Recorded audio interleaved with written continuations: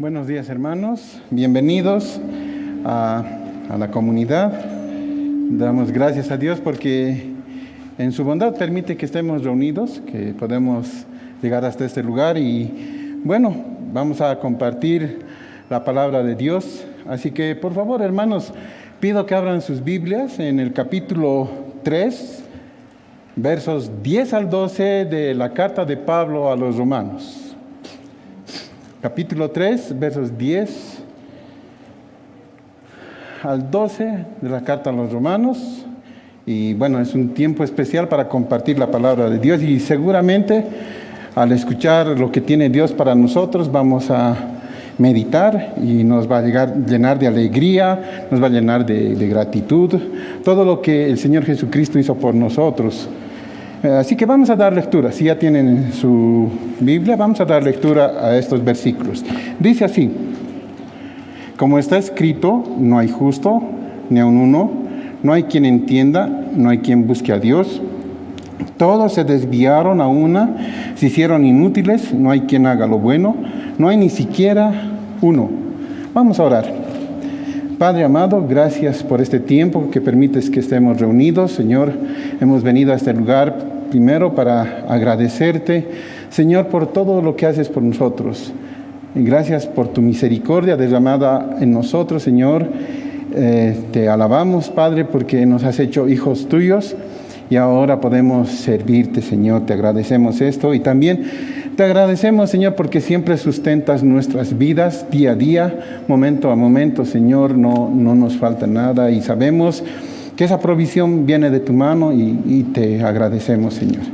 Gracias, Padre. Esta mañana queremos rogarte, Señor, que podamos entender lo que tienes en tu escritura para nosotros, Señor. Que nosotros podamos, Señor, estar atentos y a escucharte hablar. Gracias, Padre, por este tiempo. Gracias por cada una de las familias que están reunidas aquí. Dejamos este tiempo en tus manos, bajo tu guianza. Y gracias, Señor. En Cristo Jesús oramos. Amén. Hermanos, el título de la prédica es El hombre necesita de la salvación.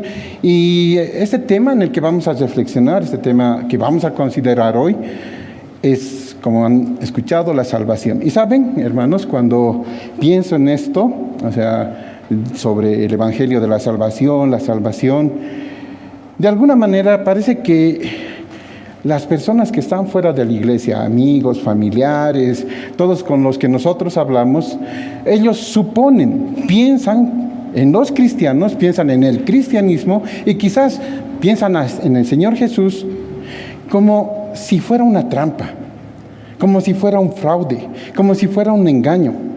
Bueno, no sé si les ha pasado, pero cuando uno va y predica la palabra de Dios a los amigos, a los familiares, cuando les hablas de esto, la mayoría de las personas que te escuchan, ¿no? La mayoría de aquellos que están oyendo del Evangelio, te asocian con las mal llamadas iglesias que tenemos en todos lados, ¿no?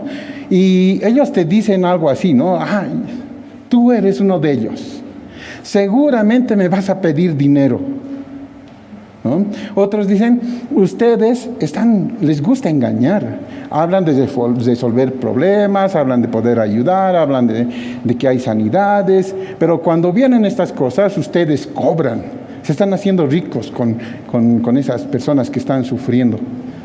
Otras personas, cuando escuchan en el Evangelio, piensan que pueden llegar a salvarse, piensan que pueden llegar al cielo poniendo su confianza en ellos mismos, poniendo su confianza en sus buenas obras, en un comportamiento moral.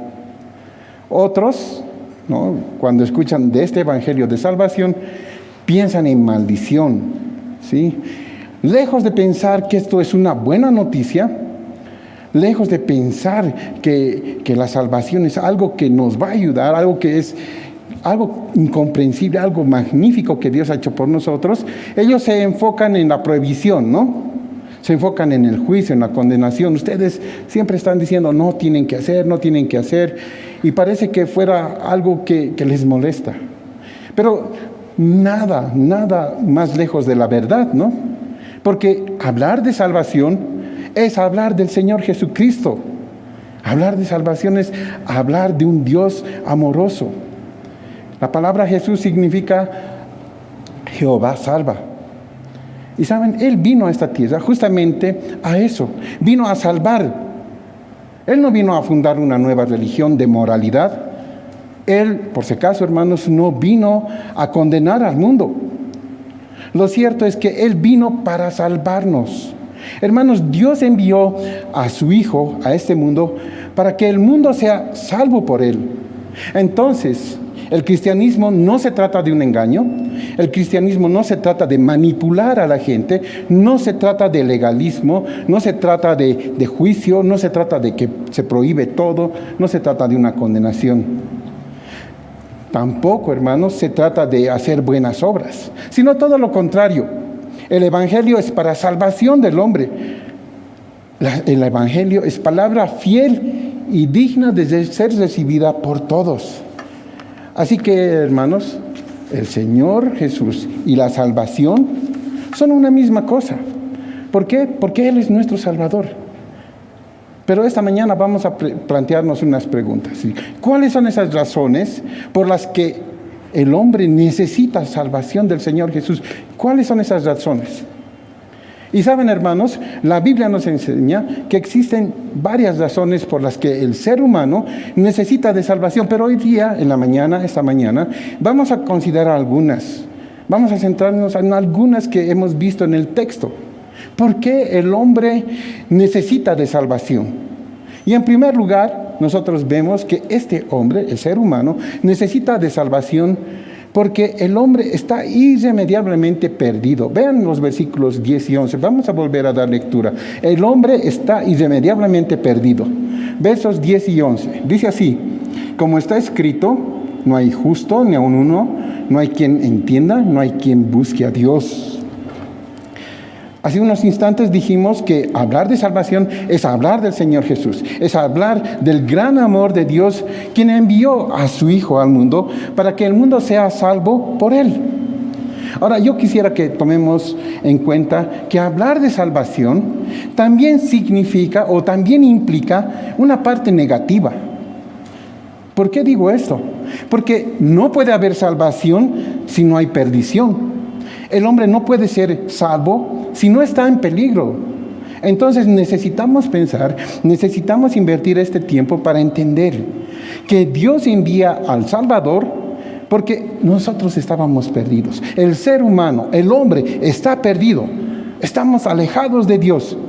Y es así como comienza el apóstol Pablo su carta, ¿cierto? Él se ha propuesto probar, él se ha propuesto demostrar el tremendo problema que toda la raza humana tiene delante de Dios.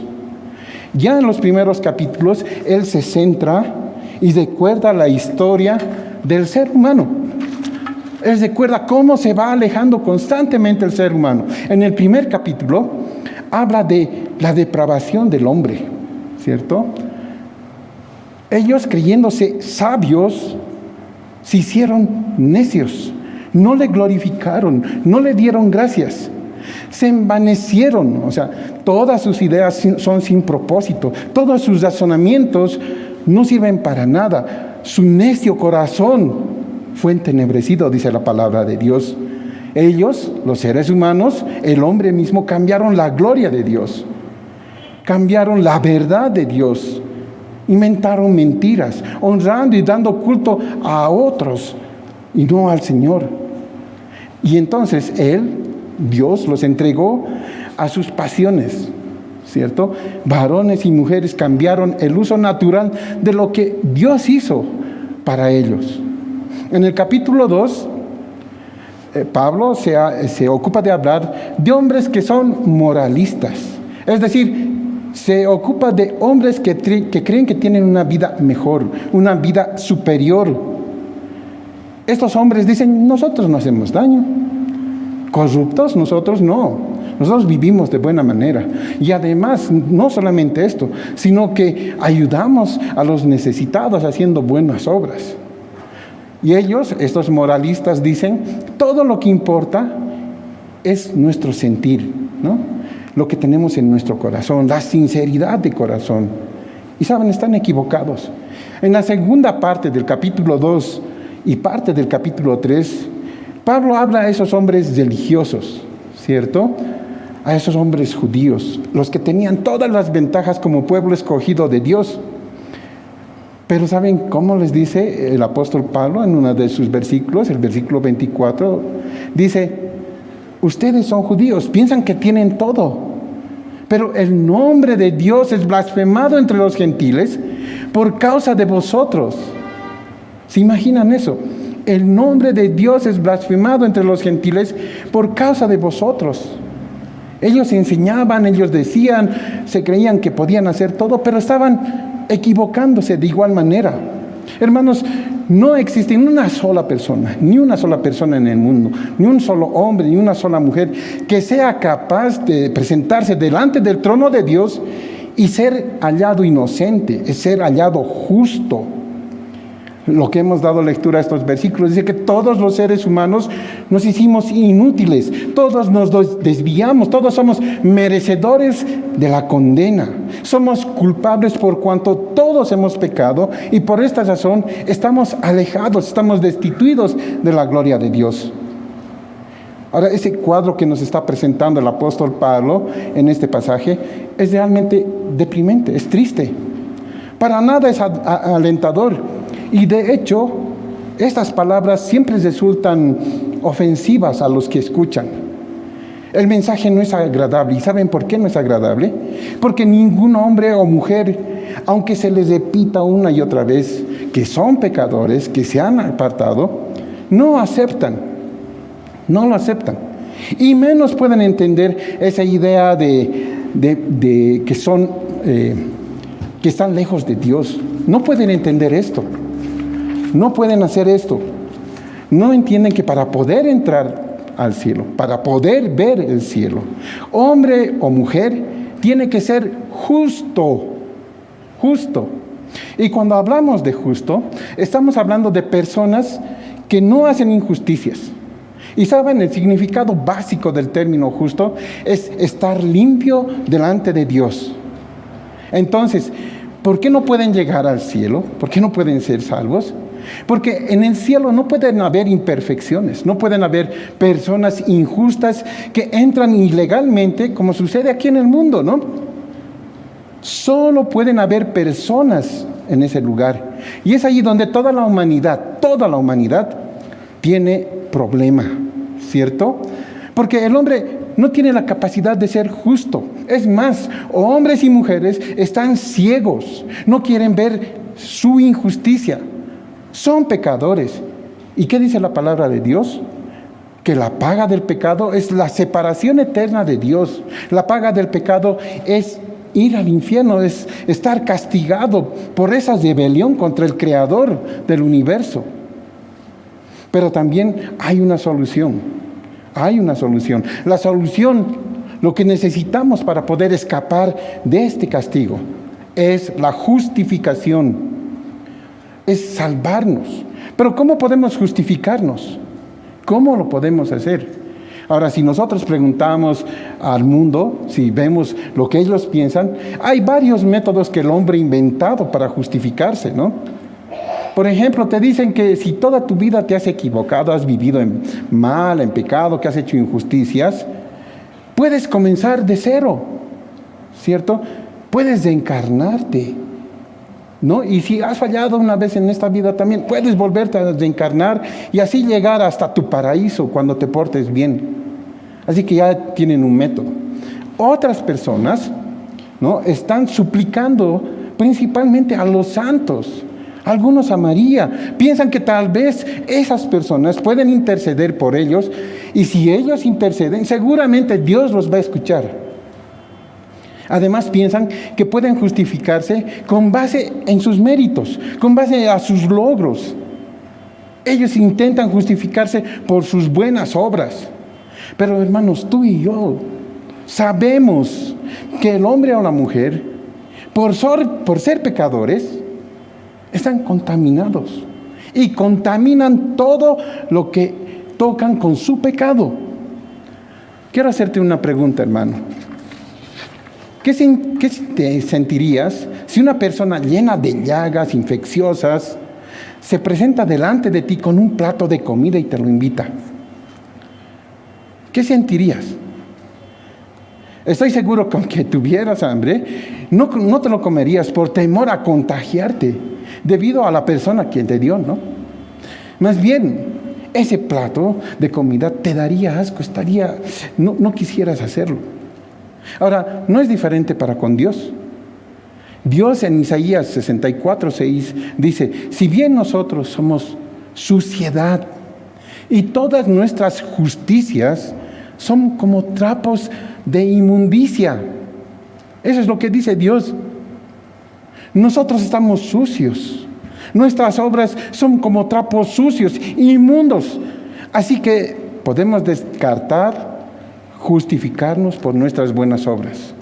¿Por qué las descartamos? ¿Saben por qué? Porque este plan no viene de Dios, ¿cierto? Es un plan hecho por el hombre. Y Dios no hace las cosas porque al hombre le parece que así debería de ser. Él no lo hace así. Pero hay algo más que dicen estos versos que hemos dado lectura. Enseñan que no hay quien entienda, no hay quien busque a Dios. Es decir, el hombre es espiritualmente necio cuando se trata de las cosas de Dios, cuando se trata de la verdad de Dios, es necio. El hombre no tiene entendimiento para esto. Es más, la Escritura dice que andan en la vanidad de su mente, teniendo su entendimiento entenebrecido, que están ajenos a la vida de Dios por ignorancia, por dureza de su corazón. Hermanos, no hay quien entienda. No, el mundo entero no está buscando a Dios. Hermanos, no está buscando a Dios. ¿Saben por qué no lo pueden buscar? Porque Dios no se ha perdido. Es el ser humano el que se ha perdido. Entonces, si el hombre no es justo, si el hombre no es limpio delante de Dios, si el hombre no entiende, si está cegado, si no busca a Dios, ¿cuál es la solución? ¿Cuál es ese plan de Dios? ¿Qué dice la Biblia? Y si vamos por unos minutos a Romanos capítulo 5:1, vamos a dar lectura al plan de Dios. Dice así: justificados pues por la fe, tenemos paz para con Dios por medio de nuestro Señor Jesucristo, por quien también tenemos entrada por la fe a esta gracia, en la cual estamos firmes y nos gloriamos en la esperanza de la gloria de Dios. El plan es que seamos declarados justos por fe y así tener paz. Hermanos, Dios tiene todo para darle al hombre. Dios tiene todo para darle su justicia. Él envió a su Hijo, nuestro Señor Jesucristo, porque era y es la única manera en que nosotros podríamos alcanzar salvación. Él se sacrificó, se hizo hombre, murió en la cruz y resucitó con poder. ¿Ustedes creen que Dios hubiese enviado al Señor Jesucristo a morir en la cruz si el hombre pudiera ser justo por él mismo? ¿Creen que lo enviaría? No lo hubiese enviado. Porque no hay nadie que pueda ser justo. Pero algunos pueden decir: un momentito, ¿saben? Yo he dado lectura a la Biblia y, por ejemplo, ¿no? Jeremías 29:13 dice: y me buscaréis y me hallaréis, porque me buscaréis de todo vuestro corazón. Y si buscamos en la palabra de Dios, hay otros pasajes que dicen que el hombre puede buscar a Dios. Sin embargo, cuando nosotros estudiamos, yo doy el consejo, siempre doy el consejo: busquen el contexto. No pueden utilizar un verso sin su contexto. Vean qué dice el capítulo, qué dice el libro. Comparen escritura con escritura. Y saben, cuando nosotros hacemos esto, nos damos cuenta y descubrimos que la persona que está buscando a Dios es aquella a quien Dios busca primero. Dios lo ha buscado primero. A ver, la palabra de Dios dice: amamos a Dios porque Dios, ¿qué? Sí, porque Él nos amó primero.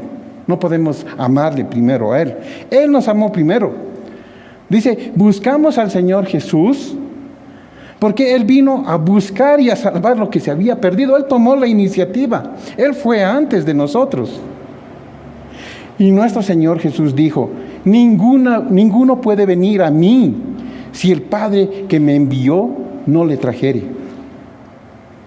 Hermanos, el ser humano no busca a Dios. Escuchen bien, no busca a Dios. Nosotros tampoco lo estamos buscando. Él no se ha perdido. ¿Saben? Nosotros no podemos buscar porque no entendemos. Estamos irremediablemente perdidos. Si Dios no toma la iniciativa de tocar nuestras vidas, si Dios no toma esa iniciativa, el hombre hubiese permanecido en un estado perdido, alejado. Nosotros también, los cristianos, ¿no? Si Él no hubiese venido a nuestro encuentro, nosotros no estaríamos aquí sentados y escuchando la palabra de Dios. Pero dice la palabra que Dios es rico en misericordia. Dice que Él quiere salvar al hombre. Él está ofreciendo paz. Él hizo todo para que el hombre pueda ser salvo de su triste condición. El Señor Jesús pagó la consecuencia de los pecados de todos aquellos que depositan su fe en el Salvador, y Él los está esperando con los brazos abiertos. Pero recuerden, hermanos, no lo olviden, la justificación no se trata de algo que nosotros podamos hacer para estar bien con Él. No hay obra suficiente que el ser humano pueda hacer para estar delante de Dios. La justificación es una declaración legal que Dios hace una sola vez y para siempre, y tiene resultados eternos.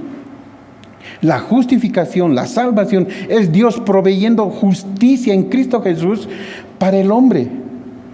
Es proveyendo la obra regeneradora del Espíritu Santo en el hombre que está muerto espiritualmente.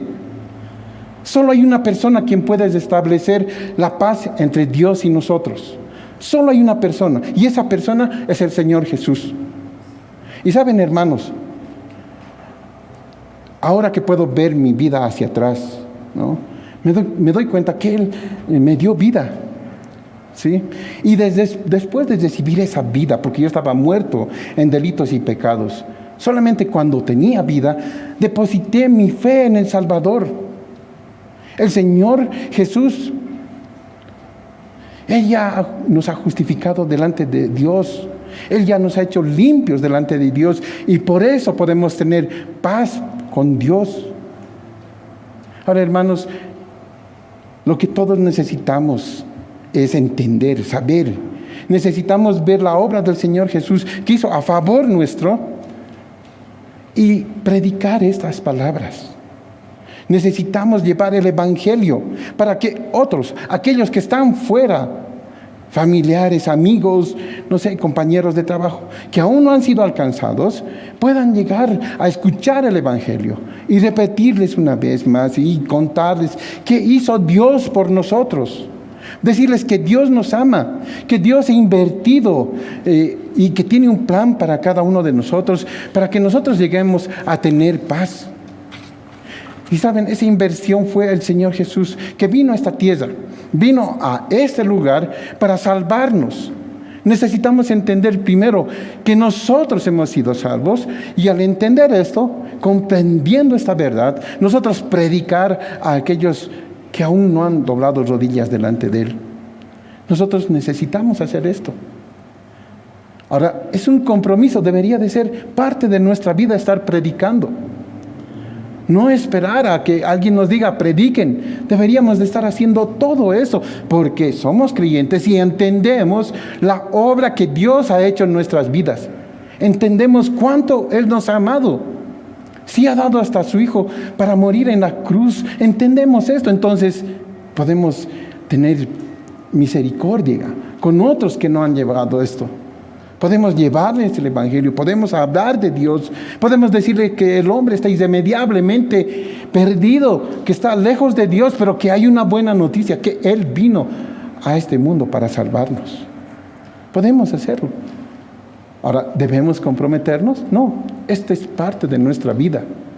Parece que un domingo predicamos y les decimos, hermanos, como ya han escuchado, entonces levántense, vayan y por donde estén, prediquen. No, eso es parte de nuestra vida. Debemos hacerlo constantemente, porque entendemos de dónde Dios nos ha sacado.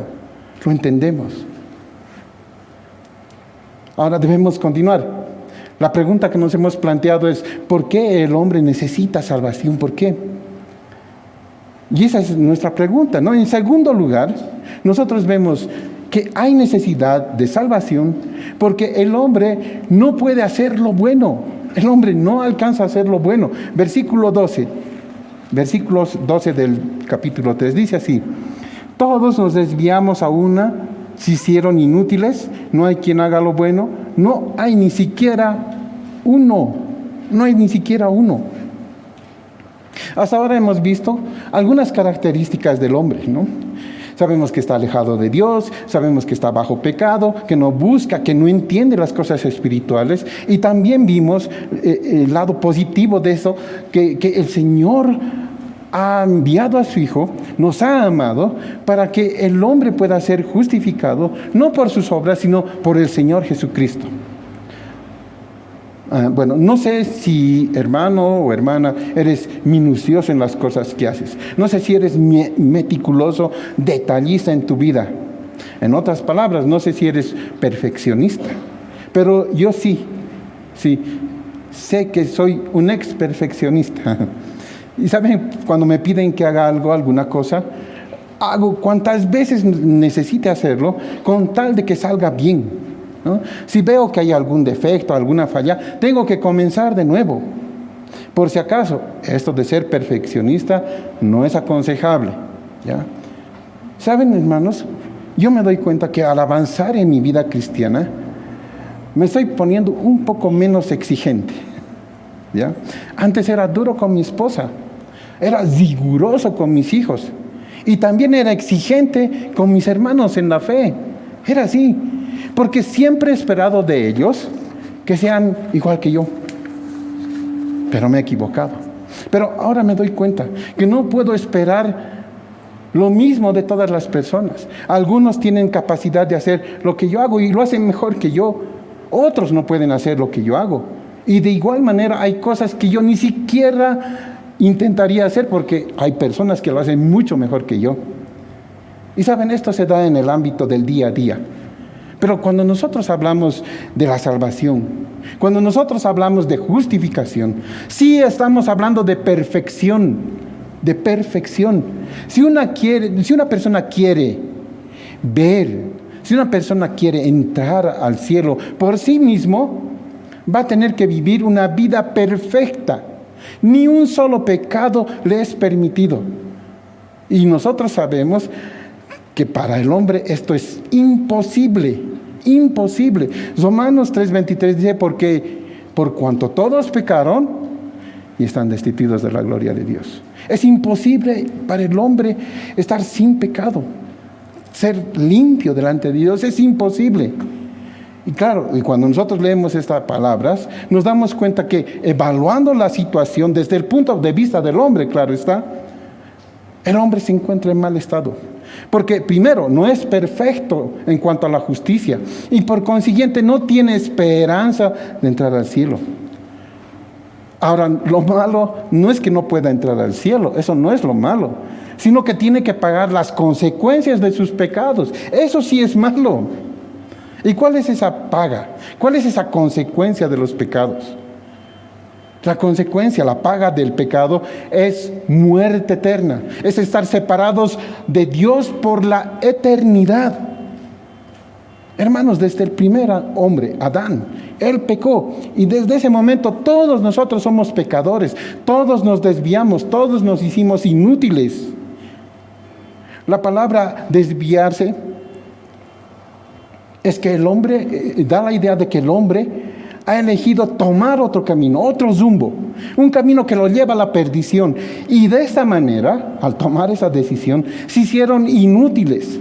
La palabra inútiles tiene la idea de una fruta que está podrida, ¿no? Es la idea de que algo está permanentemente malo y por lo tanto no se puede usar, no se puede utilizar.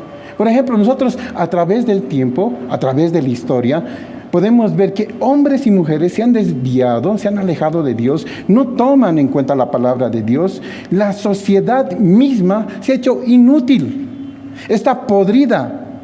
La sociedad es insolente, desobediente y malvada y va en contra de Dios. Eso podemos ver. Ahora, finalmente, en este verso 12 que hemos dado lectura, Pablo dice, no hay quien haga lo bueno. Ni siquiera uno. No hay quien haga lo bueno. Ahora, tal vez varios de ustedes están pensando, ¿no? Pastor, yo conozco a personas que no van a la iglesia, que no son cristianos y que hacen buenas cosas. Y sabes, pastor, eso no lo puedes negar, yo he visto. Sí, es verdad. También conozco a amigos, familiares, algunas personas que hacen cosas buenas.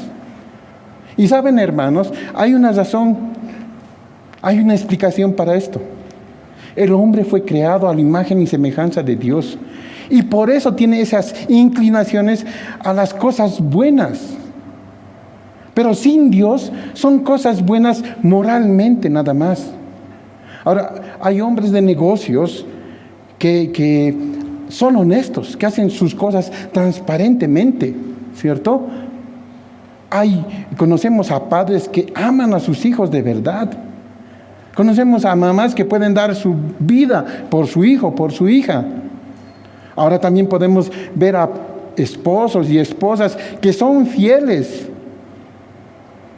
Podemos ver a hijos que no descuidan a sus padres, no, que ellos han decidido cuidarlos, que ellos han decidido tenerlos con ellos, no los han mandado a un lugar, a un retiro, a algún asilo, ellos han decidido cuidarlos. Y también podemos ver a hombres que ayudan económicamente a aquellos que son de escasos recursos. Sin embargo, hermanos, debemos poner nosotros mucha atención, porque el apóstol Pablo no está hablando de actos aislados, ¿ya? No está hablando de esos actos aislados que pueda tener el hombre, sino más bien está hablando de un estilo de vida constantemente. Un estilo de vida bajo el estándar de la santidad de Dios y buscando su gloria. Cuando nuestro entendimiento y nuestros deseos son afectados por el pecado, nuestro comportamiento, nuestra conducta también ha sido afectada, está dañada completamente. Es cierto, hermanos, algunas personas se comportan mejor que otras. Pero ese no es el punto que está tocando Pablo. Escuchen bien, hermanos, ningún ser humano tiene el deseo de cambiar, primero que nada. No tiene el poder, la capacidad para ser santo, para ser perfecto y vivir una vida justa, limpia delante de Dios, a menos que Dios haga una obra en ellos, a menos que el Espíritu Santo venga y cambie nuestra vida, que nos dé vida. ¿Sí? Que cambie ese estilo de vida que teníamos antes y ahora nosotros comencemos a dar gloria y honra por nuestras buenas obras a Dios. ¿Cierto? Nosotros ahora, siendo cristianos, podemos hacer buenas obras. Pero si nosotros hacemos buenas obras para nosotros, para que nos vean a nosotros, eso está equivocado. Y saben, muchas veces nos equivocamos, muchas veces. Porque los cristianos quieren ayudar, cierto. Quieren hacer buenas cosas, es cierto. Pero ahora hay una terrible equivocación, ¿no? Cuando sales a hacer algo bueno, lo primero es tomarte fotos, mostrar a todos cuánto trabajas, subirlo al internet, que todos te... Eso es para tu gloria. Eso es para la gloria de aquellos que han hecho eso. No sirve para Dios, porque no está bajo la santidad de Dios. Y esas obras no están buscando darle gloria a Dios. Dios dice que no sepa tu mano derecha lo que hace la izquierda. Si quieres ayudar, hazlo callado. Ese es un estilo de vida. No es que si en cierta ocasión nosotros salimos y ayudamos y damos de tomar, de comer y damos ropa y todo. Eso no es por una ocasión, porque seríamos moralmente buenos. Nosotros tenemos un estilo de vida. Dios nos ha cambiado, nos ha hecho diferentes. Nosotros si hacemos algo es para la gloria de Él. Nadie tiene que saber lo que haces. Es entre tú y Dios y decirle, Señor, yo veo cuántos cambios has hecho en mí. Gracias, Padre, yo entiendo lo que has hecho por mi vida y ahora yo puedo hacer esto. Yo voy a predicar, voy a enseñar, voy a hacer... Callado, nadie tiene que saber.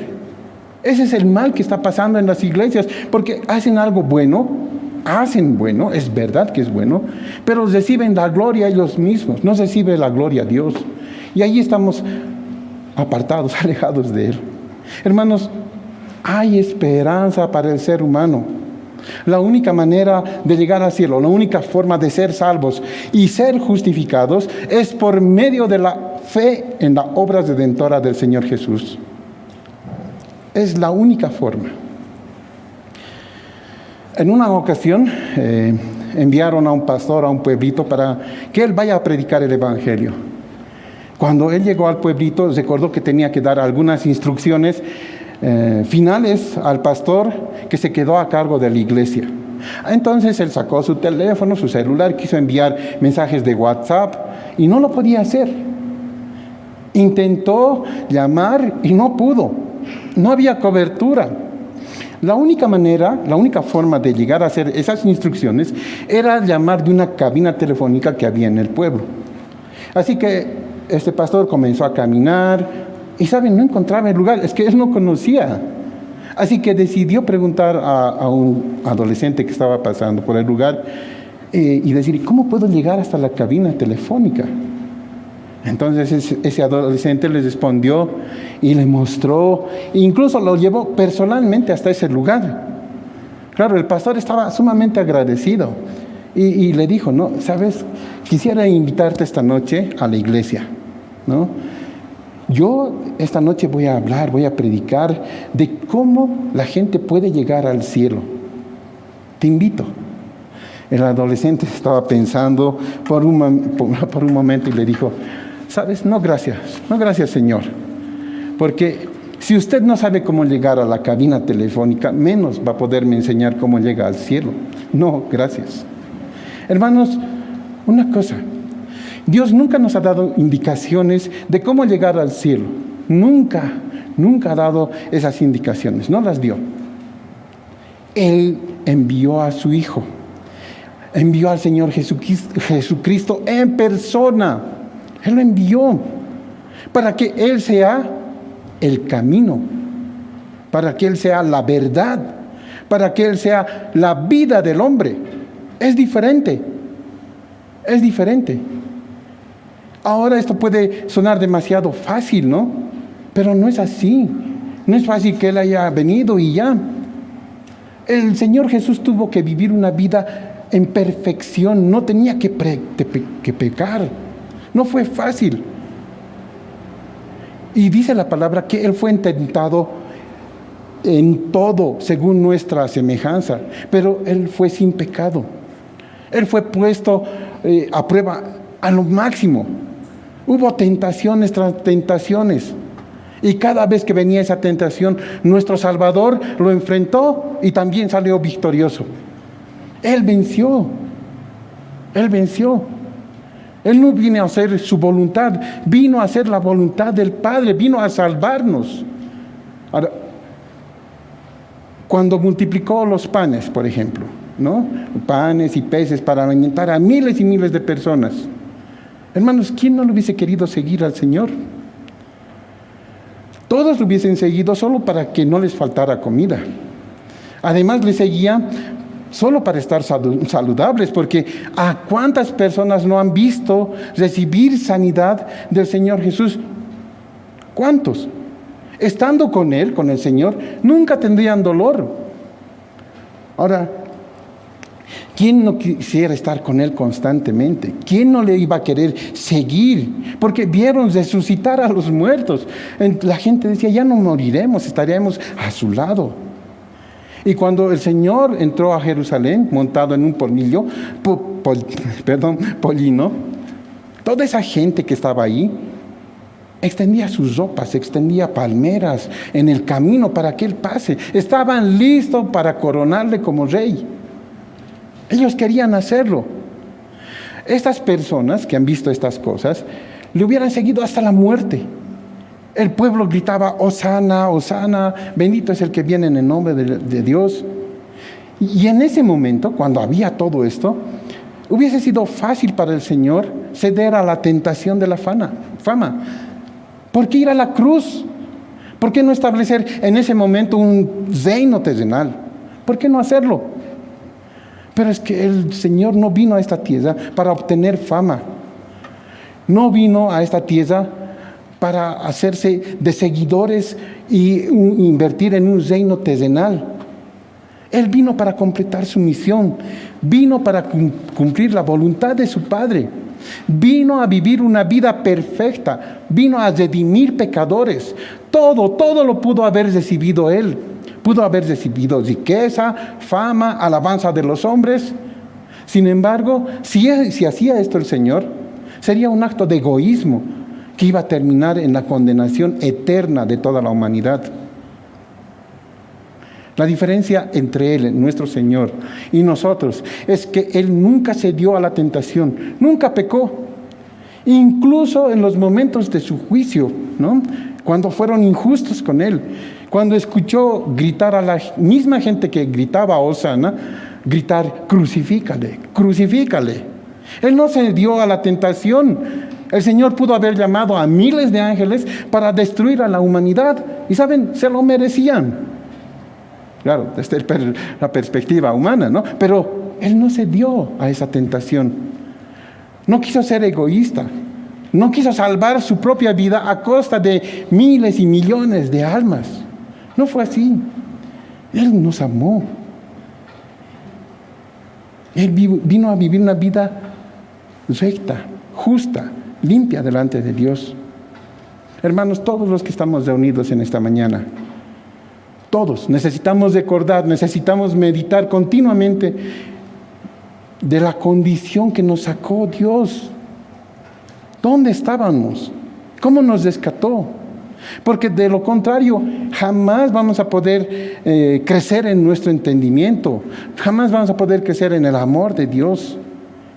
Y si no tenemos presente esta verdad en nuestras vidas, va a impactar de manera profunda y negativa en nuestra fidelidad, en nuestra sinceridad, en nuestra lealtad con Él. Por si acaso, el pasaje que hemos visto en Romanos, ¿no? En el que estamos meditando, no es parte de un tratado evangelístico que Pablo escribió para evangelizar a los incrédulos. No fue así, ¿no? Este pasaje está incluido, es parte de la carta que escribió a una iglesia, que escribió a una comunidad de creyentes. Entonces, hermanos, el consejo es: mediten continuamente en el Evangelio. Mediten continuamente en lo que hizo el Señor Jesús por ustedes, por mí. Yo tengo que meditar de la misma manera. Debemos meditar y entender qué es lo que hizo el Señor Jesús en la cruz del Calvario. Debemos entender cuán lejos estábamos de Él, de Dios, cuán apartados estábamos de Dios, cuán estábamos destituidos de la gloria de Dios. Nosotros debemos meditar en eso y darle gracias a Dios porque Él perdonó nuestros pecados. Pero Él perdonó nuestros pecados sin pasar por alto su justicia. Nosotros éramos enemigos de Él. Estábamos muertos en delitos y pecados, pero Dios nos amó antes de la fundación del mundo. Él pensó en cada uno de nosotros, decidió rescatarnos por el puro afecto de su voluntad. Si no entendemos esto, no vamos a crecer en humildad, no vamos a poder amar a Dios, no vamos a poder crecer en ese afecto hacia Él, no vamos a tener una vida fructífera en el Evangelio. Todos nosotros hemos recibido ese beneficio, todos los que estamos aquí. Y si hay alguien que aún no ha recibido esto, hermano, yo te digo, estamos hablando de la palabra de Dios, y esa palabra de Dios es infalible, es sin error. Yo te digo, si aún no has llegado a doblar rodillas delante de Él, que veas que no puedes ser justo delante de Dios por ti mismo. Necesitas de un Salvador, necesitas de un Señor, porque la palabra dice que no hay quien entienda, no hay quien busque a Dios, que todos se han desviado y hicieron inútiles, no hay quien haga lo bueno. No hay ni siquiera uno.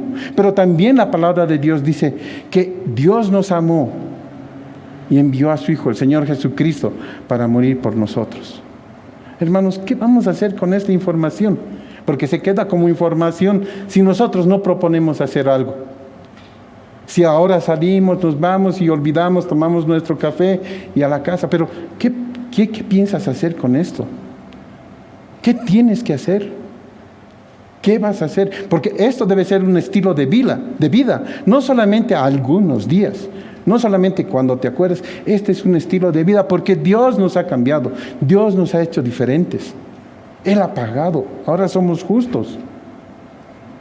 ¿Qué vamos a hacer? ¿Qué vamos a hacer? Debemos hablar de Él.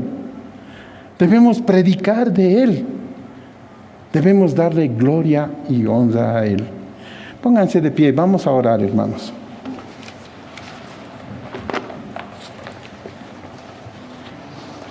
Señor, estamos agradecidos, Padre, por tu escritura, por tu palabra, Señor. Estamos agradecidos porque tú nos has visto y estábamos en un estado lamentable, Señor, pero tú nos has amado y has enviado al Señor Jesucristo para morir por nosotros, y alabamos esto, Señor, reconocemos esto. Padre, solo te rogamos que tú nos ayudes a vivir una vida, un estilo de vida, dándote gloria, Señor, bajo tu santidad, Señor.